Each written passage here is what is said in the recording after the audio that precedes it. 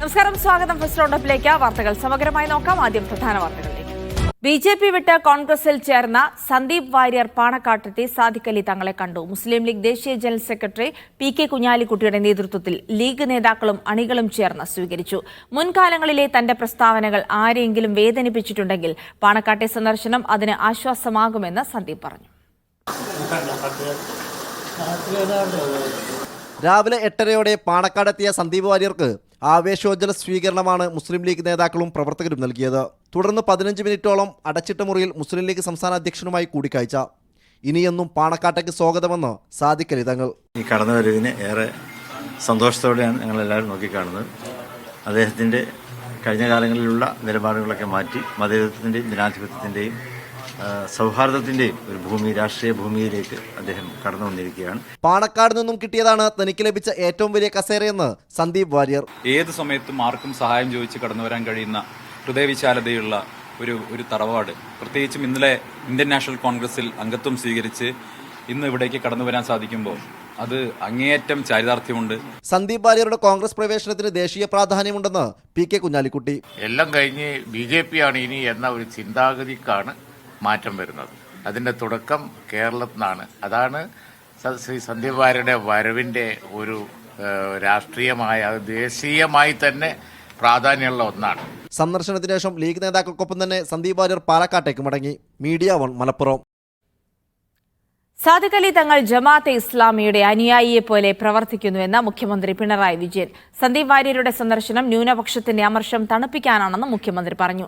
സാദിഖ് അലി തങ്ങളെ മുഖ്യമന്ത്രി വിമർശിച്ചത് സംഘപരിവാറിനെ സുഖിപ്പിക്കാനാണെന്നായിരുന്നു പ്രതിപക്ഷ നേതാവിന്റെ മറുപടി. സാദിഖ് അലി തങ്ങൾ ഇപ്പോൾ ജമാഅത്തെ ഇസ്ലാമിയുടെ സാധാരണഗതിയിലുള്ള ഒരു അനുയായിയുടെ മട്ടിൽ പെരുമാറുന്നയാളാണ്.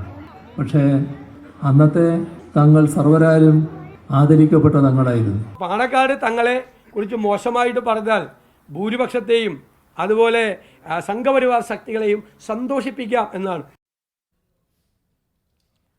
സന്ദീപ് വാര്യർ കോൺഗ്രസിനൊപ്പം ചേർന്നത് ആയുധമാക്കി CPM. സന്ദീപ് വാര്യർ കോൺഗ്രസിലെത്തിയത് ന്യൂനപക്ഷങ്ങളിൽ അമർഷമുണ്ടാക്കുമെന്ന് മുഖ്യമന്ത്രി പിണറായി വിജയൻ പറഞ്ഞു. സന്ദീപ് ഇപ്പോഴും RSS ആണെന്നാണ് AK ബാലന്റെ പ്രതികരണം. കിട്ടാത്ത മുന്തിരി പുളിക്കുമെന്ന് KPCC പ്രസിഡന്റ് K. സുധാകരൻ മറുപടി നൽകി.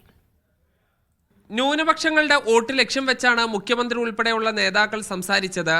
ലീഗ് അണികളും മതനിരപേക്ഷ ചിന്താഗതിക്കാരും എല്ലാം ഇദ്ദേഹം എന്ത് നിലപാടായിരുന്നു സ്വീകരിച്ചത് എന്ന് നല്ലതുപോലെ അറിയാവുന്നവരാണല്ലോ. അവരിലെല്ലാമുള്ള അമർഷവും പ്രതിഷേധവും പാണക്കാട് പോയി 2 വർത്തമാനം പറഞ്ഞാൽ ശമിപ്പിക്കാൻ കഴിയുമോ എന്നതാണ് ഈ സന്ദർശനത്തിൻ്റെ പിന്നിലെന്ന് സ്വാഭാവികമായും മനസ്സിലാക്കാൻ കഴിയും. ബി.ജെ.പി. RSS UDF ഡീൽ എങ്ങനെയാണ് എന്നുള്ളതാണ് ഇന്നലെ വ്യക്തമായത്. സന്ദീപ് വാര്യർ പോയത് ഇടതുപക്ഷ ജനാധിപത്യ മുന്നണിക്ക് ഈ മണ്ഡലത്തിൽ കുറച്ചുകൂടി നല്ല വിജയസാധ്യത വർദ്ധിച്ചു എന്നുള്ളതാണ്. CPM നേതാക്കൾ സന്ദീപിന്റെ കോൺഗ്രസ് പ്രവേശത്തെ വിമർശിക്കുമ്പോഴും LDF സ്ഥാനാർത്ഥിയായ സരിൻ ഈ വിഷയം ചർച്ച ചെയ്യാൻ ആഗ്രഹിക്കുന്നില്ല. അതിനെപ്പറ്റി പ്രത്യേകിച്ച് ഒരു അഭിപ്രായവും പറയാനില്ല. അത് രാഷ്ട്രീയമായിട്ട് ഇവിടുത്തെ ഒരു വിഷയമല്ല. കിട്ടാത്ത മുന്തിരി പുളിക്കുമെന്നായിരുന്നു KPCC പ്രസിഡന്റിന്റെ മറുപടി. അത് CPM എന്തെങ്കിലും പറയണ്ടേ? കിട്ടാണ്ടിരിക്കുമ്പോൾ അത് പുളിക്കും. സന്ദീപ് കോൺഗ്രസിൽ പോയത് BJPക്ക് ഗുണകരമാകുമെന്ന് സ്ഥാനാർത്ഥിയായ C. കൃഷ്ണകുമാർ പറയുന്നു. പുതിയ വേളി നടത്തി, ആ വേളി നടത്തിയിട്ട് സ്വന്തം കുടുംബത്തിലെ കാരണവരെ തെറി വിളിക്കുന്നത് പോലെയല്ലേ ഉണ്ടായത്. കൂടുതൽ BJP നേതാക്കൾ കോൺഗ്രസിലേക്ക് പോകാനാണ് സാധ്യത. മീഡിയ 1 പാലക്കാട്. BJPയുടെ മുഖമായിരുന്ന ഒരാൾ കോൺഗ്രസിൽ ചേർന്നപ്പോൾ BJPക്കില്ലാത്ത പ്രശ്നമാണ് CPMനെന്ന് പ്രതിപക്ഷ നേതാവ് VD സതീശൻ.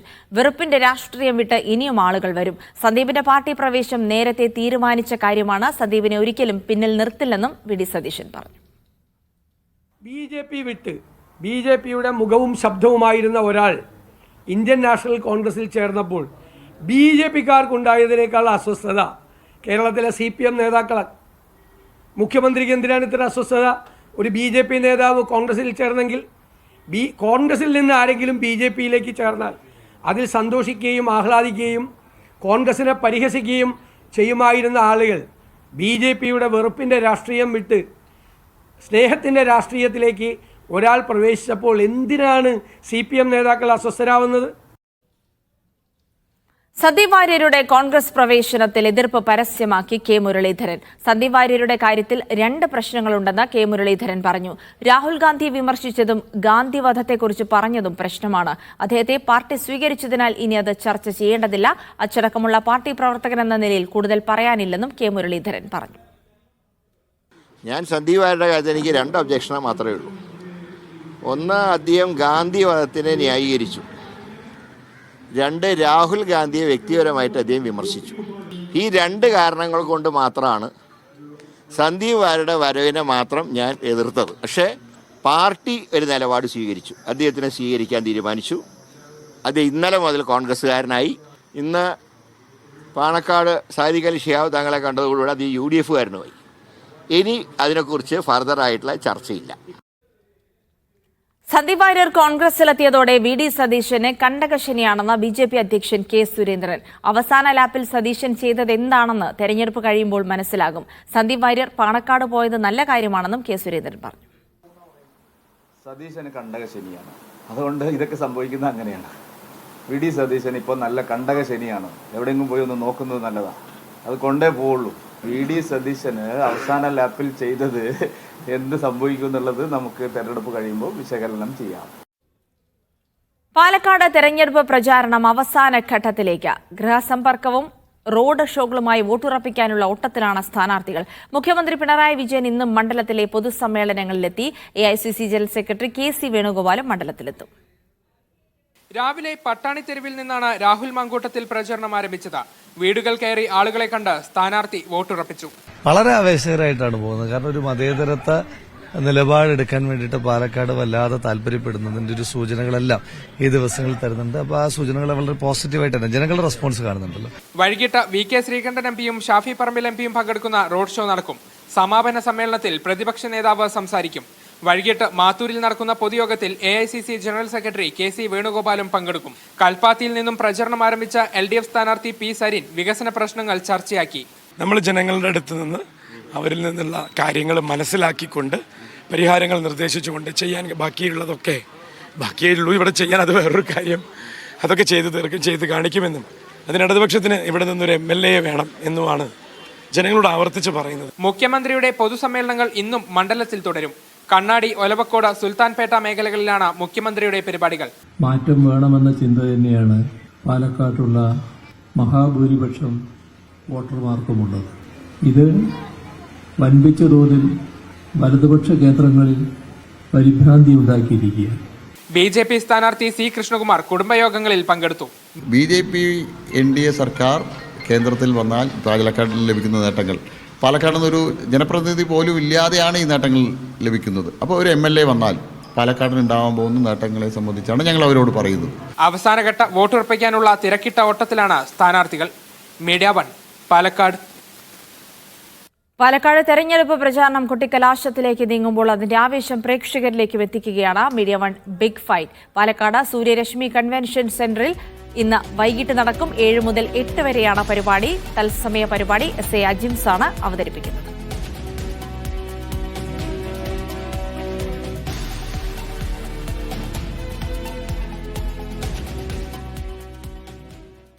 കോഴിക്കോട് കോൺഗ്രസ് ഹർത്താലിൽ സംഘർഷം. പുതിയ ബസ് സ്റ്റാൻഡിൽ ബസ് തടഞ്ഞ് ഹർത്താൽ അനുകൂലികളും ബസ് ജീവനക്കാരും തമ്മിൽ സംഘർഷത്തിനിടയാക്കി.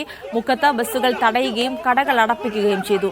യാത്രക്കാർക്ക് നേരെ കോൺഗ്രസ് പ്രവർത്തകരുടെ കയ്യേറ്റ ശ്രമമുണ്ടായി. കോഴിക്കോട് ടൗണിൽ ഹർത്താൽ അനുകൂലികൾ കടകൾ അടപ്പിച്ചു. ബസ്സുകൾ തടഞ്ഞതോടെ യാത്രക്കാർ പ്രതിസന്ധിയിലായി. ചേവായൂർ സഹകരണ ബാങ്ക് തെരഞ്ഞെടുപ്പിനിടെയുണ്ടായ സംഘർഷങ്ങളിൽ പ്രതിഷേധിച്ചാണ് കോൺഗ്രസ് ഹർത്താൽ. കോഴിക്കോട് നിന്ന് മുഹമ്മദ് ഷംസീർ ഉണ്ട് വിവരങ്ങൾ നൽകാനായി. ഷംസീർ, നേരത്തെ ബസ്സുകളൊക്കെ തടഞ്ഞു നിർത്തിയിരിക്കുകയായിരുന്നു. അത് സ്വകാര്യ ബസ്സുകളും KSRTC അടക്കമുള്ള ബസ്സുകളും തടഞ്ഞു, കടകൾ അടപ്പിച്ചു. നിലവിൽ അതേ സ്ഥിതി തുടരുകയാണോ? ബസ്സുകൾ സർവീസ് നടത്താൻ അനുവദിക്കുന്നില്ലേ?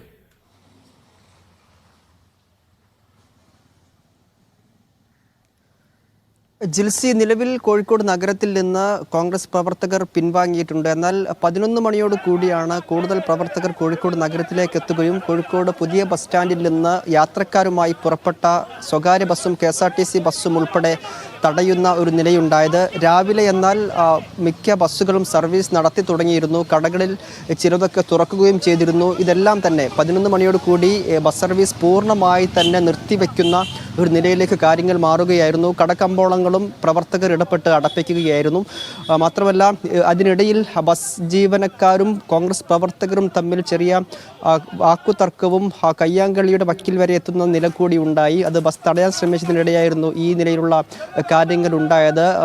അതിനിടയിൽ DCC പ്രസിഡന്റ് K. പ്രവീൺകുമാറിൻ്റെ നേതൃത്വത്തിൽ കോഴിക്കോട് ബസ് സ്റ്റാൻഡിൽ നിന്ന് കമ്മീഷണർ ഓഫീസ് പരിസരത്തേക്ക് പ്രകടനം നടത്തുകയും ആ വഴിയിൽ ഉടനീളം കടകൾ അടപ്പിക്കുന്ന ഒരു കാഴ്ചകൾ കൂടി നമ്മൾ കണ്ടു. ഇപ്പോൾ ഹർത്താൽ ഭാഗികമായി പുരോഗമിച്ചു കൊണ്ടിരിക്കുകയാണ്. കോഴിക്കോട് മുക്കത്തും കടകൾ അടപ്പിക്കുകയും ബസ്സുകളും മറ്റ് സ്വകാര്യ വാഹനങ്ങളും തടയുകയും ചെയ്തിരുന്നു. അവിടെ യാത്രക്കാരനെ കയ്യേറ്റം ചെയ്യുന്ന ഒരു നില കൂടി ഉണ്ടായിട്ടുണ്ട്.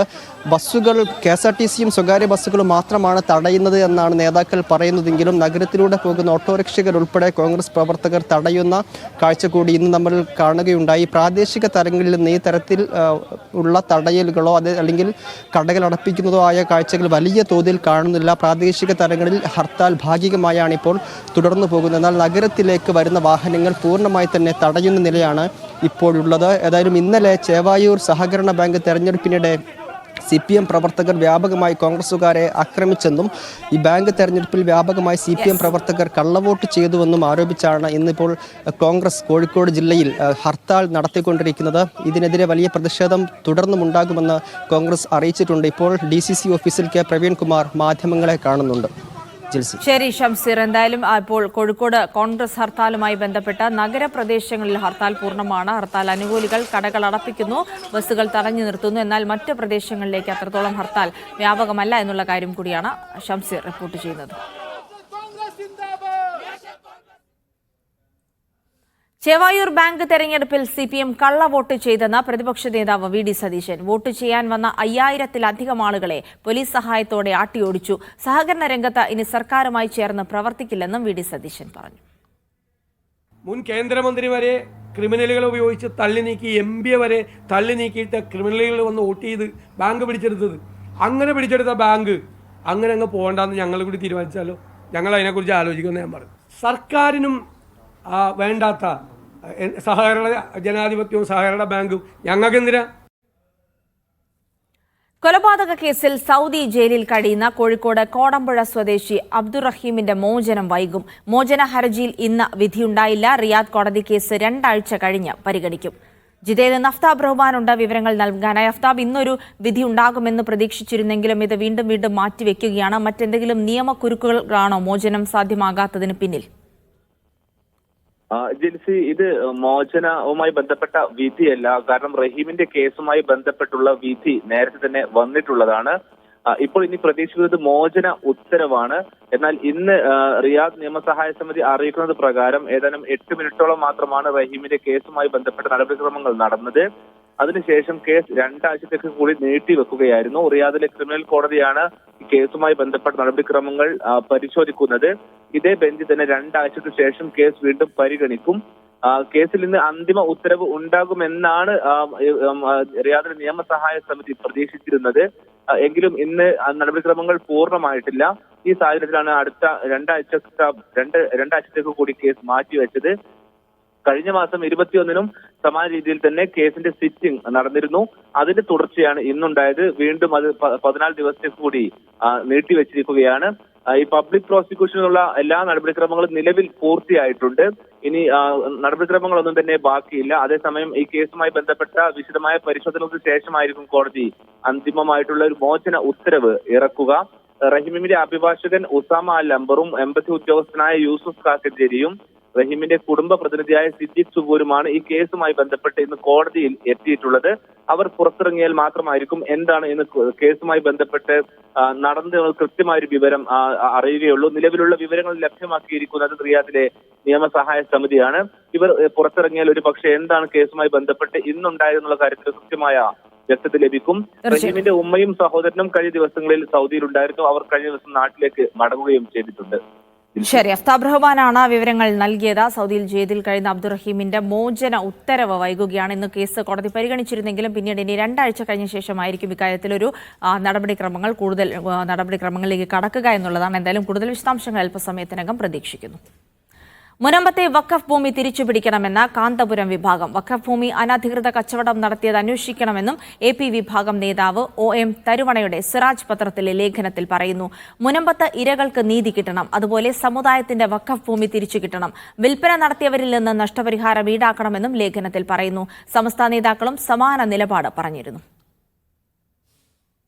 ആലപ്പുഴയിലെ മോഷണ പരമ്പരയ്ക്ക് പിന്നിൽ തമിഴ്നാട് സ്വദേശികളായ സന്തോഷ് സെൽവവും മണികണ്ഠനും എന്നുറപ്പിച്ചു പോലീസ്.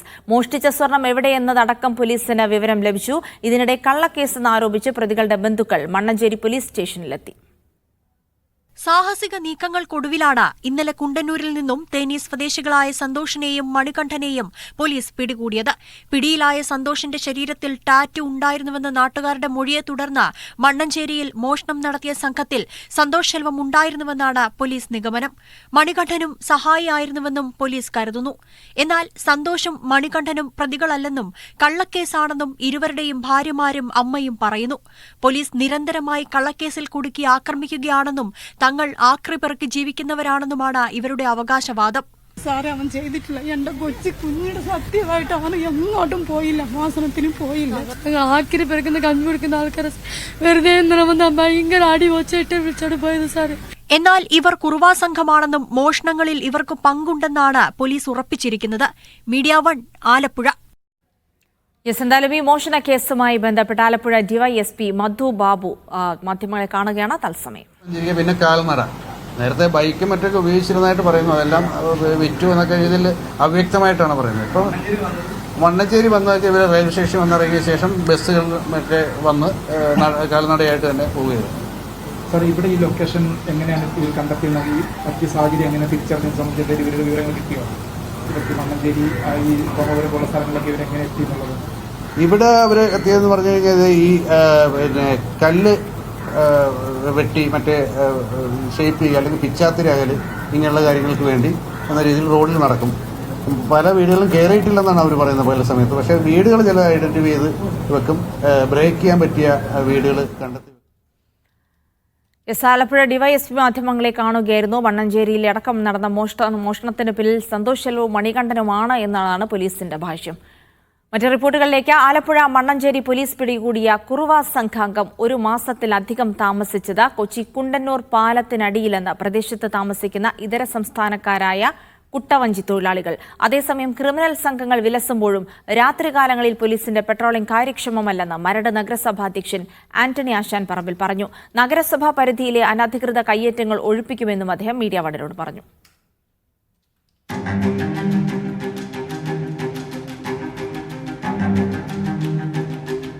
ഇതര സംസ്ഥാനക്കാരായ കുട്ടവഞ്ചി മത്സ്യത്തൊഴിലാളികൾ വർഷങ്ങളായി ഉപജീവനം നടത്തി താമസിക്കുന്ന ഇവിടെ യാതൊരു സംശയത്തിനും ഇട നൽകാതെ പ്രതി സന്തോഷ് സെൽവം താമസിച്ചത് 1 മാസത്തിലധികം. ഇന്നലെ പോലീസിനെ കബളിപ്പിച്ച് പ്രതി ഒളിച്ചിരുന്നതും പ്രദേശത്തെ കുറ്റിക്കാട്ടിൽ തന്നെ.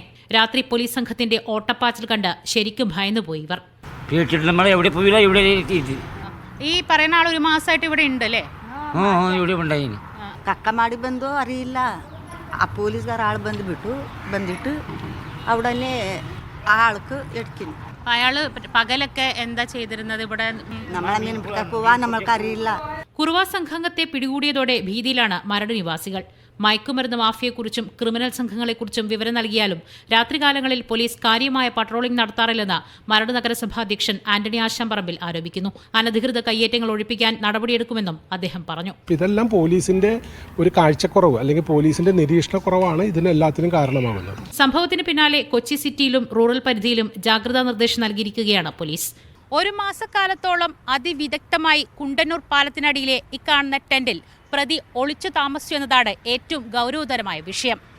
ഇത്തരത്തിലുള്ള ഒളിവ് സങ്കേതങ്ങൾ ഉണ്ടാകുമ്പോഴും പോലീസിന്റെ കാര്യക്ഷമമായ ഇടപെടലും പട്രോളിംഗും ഇല്ലാത്തതാണ് ഏറ്റവും ഗുരുതരമായ വിഷയമെന്ന ആരോപണമാണ് ഉയരുന്നത്. വിബി തടത്തിലിനൊപ്പം മോസ്നാസു, മീഡിയ 1, കൊച്ചി. പത്തനംതിട്ടയിൽ നഴ്സിംഗ് വിദ്യാർത്ഥിനി മരിച്ചതിൽ ദുരൂഹത ആരോപിച്ചു കുടുംബം. നടന്നത് ആത്മഹത്യയല്ല എന്ന് സഹോദരൻ അഖിൽ സജീവ് പറഞ്ഞു. ക്ലാസ്സിലെ ചില വിദ്യാർത്ഥികൾ അമ്മുവിനെ ബുദ്ധിമുട്ടിച്ചിരുന്നു. മരണത്തിന് പിന്നിലെ യാഥാർത്ഥ്യം പുറത്തുവരണമെന്നും കുടുംബം ആവശ്യപ്പെട്ടു. കഴിഞ്ഞ ദിവസമാണ് അമ്മു എസ് സജീവ് ഹോസ്റ്റൽ കെട്ടിടത്തിന് മുകളിൽ നിന്ന് വീണ് മരിച്ച നിലയിൽ കണ്ടത്. ഇക്കഴിഞ്ഞ 15-നാണ് തിരുവനന്തപുരം ഐരൂപ്പാറ സ്വദേശിനി അമ്മു സജീവ് പത്തനംതിട്ടയിലെ നഴ്സിംഗ് കോളേജ് ഹോസ്റ്റലിന് മുകളിൽ നിന്ന് വീണ് മരിക്കുന്നത്. സംഭവത്തിൽ പോലീസ് അസ്വാഭാവിക മരണത്തിന് കേസെടുത്ത് അന്വേഷണം ആരംഭിച്ചിരുന്നു. നടന്നത് ആത്മഹത്യയാണെന്ന പ്രാഥമിക നിഗമനത്തിലാണ് പോലീസ്. എന്നാൽ അമ്മു ആത്മഹത്യ ചെയ്യില്ലെന്നാണ് കുടുംബം പറയുന്നത്. 100% അമ്മു ചെയ്യില്ല. കാരണം അമ്മുവിന് എന്തെങ്കിലും ഒരു വിഷമം വന്നാൽ പോലും എന്നെ ആദ്യം വിളിക്കും. അച്ഛനമ്മയെ വിളിക്കുമ്പോൾ എന്നെ വിളിക്കുന്നതാണ്. ഞാൻ സംസാരിക്കും, എടാ ഇങ്ങനെയാണ്, കുഴപ്പമില്ല എന്നൊക്കെ പറഞ്ഞ് സംസാരിക്കുമ്പോൾ ഒരിക്കൽ പോലും അമ്മു അങ്ങനെ ചിന്തിക്കുന്ന പോലത്തെ ഒരു കുട്ടിയല്ല. ചെയ്തിട്ടില്ല, ഉറപ്പാണ് ഇത് ആത്മഹത്യ അല്ല. സഹപാഠികളായ ചില വിദ്യാർത്ഥികൾ മരണപ്പെട്ട അമ്മുവിനെ ബുദ്ധിമുട്ടിച്ചിരുന്നു. ഡിസംബറിൽ നടക്കാനിരിക്കുന്ന ടൂറുമായി ബന്ധപ്പെട്ട് ചില തർക്കങ്ങൾ വിദ്യാർത്ഥികൾ തമ്മിലുണ്ടായി. ഇത് അമ്മുവിനെ മാനസികമായി പ്രയാസപ്പെടുത്തിയിരുന്നു. എൻ്റെ അവിടെ സ്കൂളിൽ കോളേജിലൊരു ടൂർ പോകുന്നുണ്ട്. അതിന് ടൂർ കോർഡിനേറ്റർ ആക്കിയെന്ന് മാഡം പറഞ്ഞപ്പോൾ തൊട്ടാണ് കൂടുതൽ പ്രശ്നങ്ങളാവുന്നത്. ക്ലാസ്സിലെ 3 കുട്ടികൾ കൂടി പറഞ്ഞ് നീ ടൂറിന് വരുവാണെങ്കിൽ ക്ലാസ്സിലെ പകുതിയും കൂടുതലും കുട്ടികൾ വരില്ല എന്ന് പറഞ്ഞ് അവളെ ക്ലാസ്സിലിരിക്കുമായിരുന്നു. ക്ലാസ്സിലിരുന്ന് അവളെ വേറൊരു കുട്ടിയെ കൂടി വിളിപ്പിച്ചടുപ്പിച്ച് ശുചിമുറിയുടെ അവളെ കൊണ്ടുപോയി വെച്ച് അവളെ തല്ലി തല്ലി ഇങ്ങനെ ഓങ്ങി വന്ന് തല്ലിയപ്പോഴേക്കുമാണ് വേറൊരു കൊച്ചു തടസ്സം പിടിച്ച് ആ കൊണ്ടുപോയതില്ല. കുടുംബത്തിന്റെ വിശദമായ മൊഴിയെടുക്കുമെന്നാണ് പോലീസ് പറയുന്നത്. തിങ്കളാഴ്ച ഇതിനായി പോലീസ് സംഘം തിരുവനന്തപുരത്ത് എത്തിയേക്കും. മീഡിയ 1 തിരുവനന്തപുരം. ഡൽഹി മന്ത്രി കൈലാഷ് ഗെലോട്ട് രാജിവെച്ചു. ആം ആദ്മി പാർട്ടിയിൽ നിന്നും രാജിവെച്ച ഗെലോട്ട് ബിജെപിയിൽ ചേർന്നേക്കും. ഫെബ്രുവരിയിൽ നിയമസഭാ തെരഞ്ഞെടുപ്പ് നടക്കാനിരിക്കെ ആപ്പിന് കനത്ത തിരിച്ചടിയാണ് കൈലാഷ് ഗെലോട്ടിന്റെ രാജി. കനത്ത മഴയിലും വേലിയേറ്റത്തിലും ഒറ്റപ്പെട്ട് എറണാകുളത്തെ താന്തോന്നി തുരുത്ത്. വീടുകളിൽ വെള്ളം കയറി 60-ലധികം കുടുംബങ്ങളാണ് ദുരിതത്തിലായത്. 2 ദിവസങ്ങളിലായി പെയ്ത ശക്തമായ മഴയിലും വേലിയേറ്റത്തിലും ദ്വീപിലെ ഭൂരിഭാഗം പ്രദേശങ്ങളും വെള്ളത്തിലാണ്. നഗരത്തിലേക്ക് പ്രവേശിക്കാൻ പാലം പോലുമില്ലാത്ത ഇവിടെ തോണി ആശ്രയിച്ചാണ് ഇവർ കഴിയുന്നത്. വീടിനകത്ത് മുട്ടപ്പം വെള്ളം എത്തിയിട്ടും അധികൃതരാരും തന്നെ തിരിഞ്ഞു നോക്കിയില്ലെന്ന് ഇവിടുത്തുകാർ ആരോപിക്കുന്നു. സീപ്ലെയിൻ പദ്ധതി താൽക്കാലികമായി നിർത്തിവെക്കണമെന്ന മത്സ്യത്തൊഴിലാളി കോർഡിനേഷൻ കമ്മിറ്റി. സീപ്ലെയിൻ വിഷയം മത്സ്യത്തൊഴിലാളി സംഘടനകളുമായി സർക്കാർ ചർച്ച ചെയ്യുന്നതുവരെ പദ്ധതിയുമായി മുന്നോട്ട് പോകരുതെന്നും കോർഡിനേഷൻ കമ്മിറ്റി അറിയിച്ചു. ഇത് സംബന്ധിച്ച് മുഖ്യമന്ത്രിക്ക് കത്ത് നൽകും. മത്സ്യത്തൊഴിലാളി സംഘടനകളുടെ സംയുക്ത യോഗത്തിലാണ് ഇക്കാര്യം ആവശ്യപ്പെട്ടത്.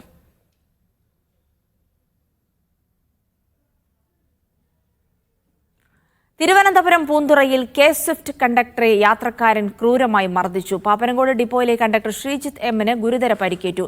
ഇടിവളയിട്ടാണ് ഇടിച്ചത്. ശ്രീജിത്തിന്റെ നെറ്റിയിലും ചെവിയിലും മൂക്കിനും പരിക്കുണ്ട്. ഇന്നലെ രാത്രിയാണ് സംഭവം. പ്രതി പൂന്തുറ സ്വദേശി സിജോയെ പോലീസ് അറസ്റ്റ് ചെയ്തു.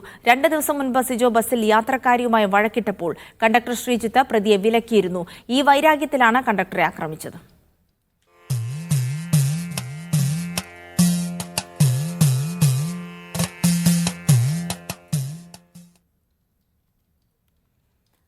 മണ്ഡലകാലം ആരംഭിച്ചപ്പോൾ ശബരിമലയിൽ ഇതുവരെ എത്തിയത് 83,429 അയ്യപ്പ ഭക്തർ. 1 മിനിറ്റിൽ 18-ാം പടി ചവിട്ടുന്നത് 80-ന് മുകളിൽ തീർത്ഥാടകരാണ്. മുൻവർഷങ്ങളിലേക്കാൾ ഇത്തവണ തിരക്ക് കുറവാണ് ആദ്യ ദിനങ്ങളിൽ അനുഭവപ്പെടുന്നത്. ശബരിമല നട പുലർച്ചെ 3-ന് തുറക്കുന്നതിനാൽ 18-ാം പടി കയറാനുള്ള നീണ്ട ക്യൂ ഇല്ല. മണ്ഡലകാലം ആരംഭിച്ചപ്പോൾ മുതൽ മണിക്കൂറിൽ ശരാശരി 3000-ലധികം അയ്യപ്പ ഭക്തരാണ് ദർശനം നടത്തുന്നത്. ഇതുവരെ 83,429 അയ്യപ്പ ഭക്തർ ദർശനം നടത്തിയെന്നാണ് കണക്ക്. ഇതിൽ വെർച്വൽ ക്യൂവിൽ ബുക്ക് ചെയ്ത് ദർശനത്തിനെത്തിയവരുടെ എണ്ണം 39,038-ഉം സ്പോട്ട് ബുക്കിംഗിലൂടെ എത്തിയത് 4,535 പേരാണ്. ഞായറാഴ്ച പുലർച്ചെ 3 മണി മുതൽ ഉച്ചയ്ക്ക് 12 വരെ 24,846 പേർ ദർശനം നടത്തി. അതേസമയം നെയ്യഭിഷേകത്തിന്റെ തിരക്ക് അനുഭവപ്പെടുന്നുണ്ട്. നവംബർ 30 വരെ വെർച്വൽ ക്യൂ സംവിധാനം പൂർണ്ണമായും ബുക്ക് ചെയ്ത് കഴിഞ്ഞു.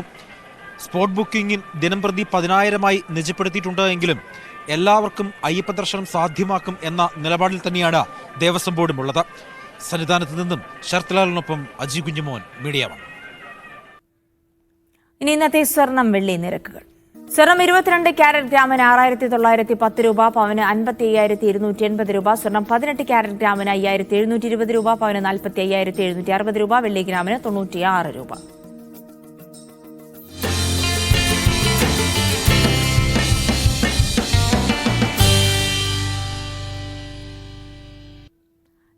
യുഎഫ നേഷൻസ് ലീഗിൽ ജർമ്മനിക്കും നെതർലൻഡ്സിനും വമ്പൻ ജയം. ജർമ്മനി ബോസ്നിയ എതിരില്ലാത്ത മോറിയൻ വിറ്റ്സും ഇരട്ട ഗോൾ നേടി. മറ്റൊരു മത്സരത്തിൽ സ്വീഡൻ സ്ലോവാക്യയെ 1-2 ഗോളുകൾക്ക് തോൽപ്പിച്ചു.